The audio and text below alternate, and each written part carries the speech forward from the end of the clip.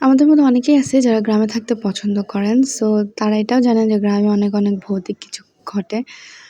তো সেরকমই আজকের এই ভিডিওটা। আজকে আমরা একটা গ্রামে একটা বাড়িতে ঘুরতে গিয়েছিলাম। তো সেখানে হচ্ছে ওনাদের গাছে এরকম পাকা আম, তারপর লেবু ছিল। লেবুগুলো এখনো পাকে না। আর এখানে একটা সাপও ছিল।